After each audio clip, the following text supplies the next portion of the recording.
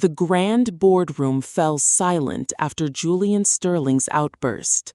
Dr. Eris Gable approached Rosemary, his face a mixture of relief and concern. He placed a reassuring hand on her shoulder. "You did incredibly well, Rosemary," he whispered, his voice soft. Rosemary felt a wave of tense relief, but the weight of the moment still pressed on her. Later that day, Rosemary returned to the quiet archives. The authentic azurite fragment rested on a dark velvet cloth. It looked simple and ancient, a small, unassuming piece of clay. She studied its rough surface and irregular shape.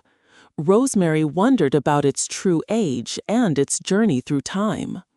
Rosemary cautiously extended her hand towards the fragment once more. Her fingertips brushed its cool, rough surface. This time she felt a distinct, faint warmth spreading into her fingertips. It was like a weak, rhythmic pulse, a soft, thrumming sensation. She quickly pulled her hand back, surprised by the unexpected feeling. The next morning, Rosemary sat at her desk, sipping tea. She opened her computer, and the screen filled with news headlines. "Museum forgery scandal rocks antiquities world," one headline screamed. Another read, "Renowned expert Julian Sterling implicated." A wave of anxiety washed over her as the public fallout began.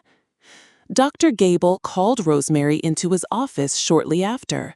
He looked tired, his shoulder slumped. "The board is very concerned," he explained, adjusting his spectacles. "They demand a fast and quiet resolution to this situation."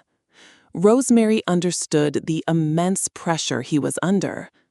Meanwhile, in Julian Sterling's sleek, modern office, he spoke calmly. His lawyer listened carefully, taking notes.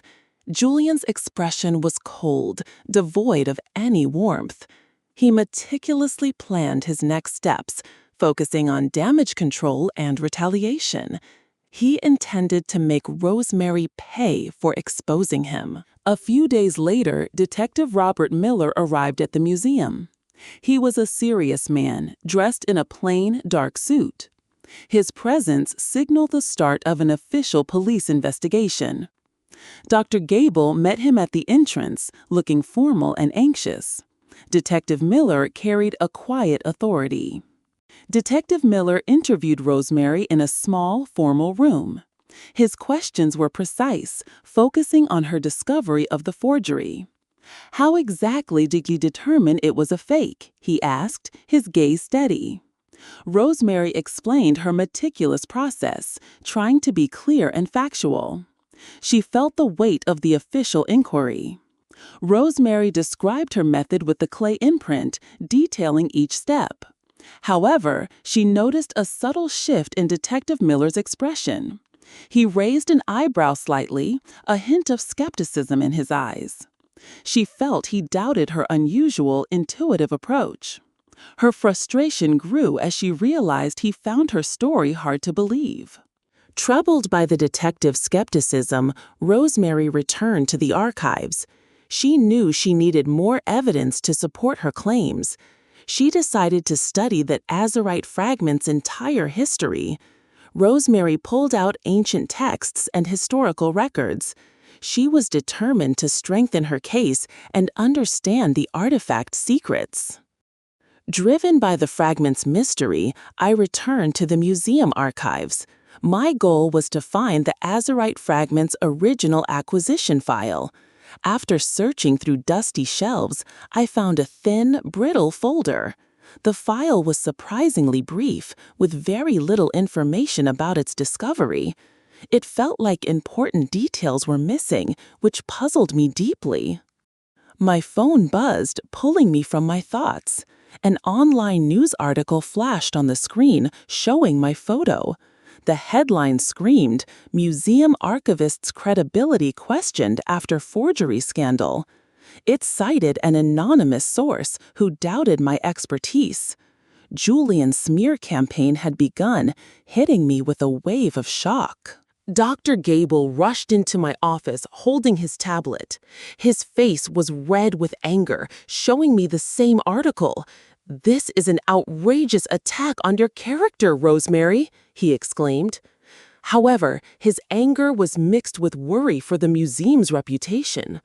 I could see his fear that Julian's actions might damage everything. Feeling cornered and desperate, I knew I needed more answers. I went straight to the secure display case holding the azurite fragment. I carefully removed it, needing to connect with it again. I held the ancient object firmly in my hands, hoping for a sign. Perhaps the fragment itself held the truth I sought. Closing my eyes, I focused on the strange warmth radiating from the fragment. Suddenly, a brief, blurry image flashed vividly in my mind. I saw a pair of hands, strong and ancient, carving soft clay. They used a strange curved tool, shaping the material with precision. The vision startled me, making my heart race. The vision disappeared as quickly as it came. I opened my eyes, feeling dizzy, and a slight headache throbbed behind them. What had I just seen? The image was confusing, making no sense in my modern world. I tried to grasp its meaning, but it slipped away like a dream. My phone buzzed again, startling me. It was a message from an unknown number. I read the chilling words, "Some secrets should stay buried." A cold dread washed over me. This was a clear threat, and I immediately suspected Julian was behind it. I rushed to Dr. Gable's office, showing him the anonymous message. His kind face hardened instantly. "This is Julian's doing," he stated, his voice tight with anger. "This is a direct threat, Rosemary.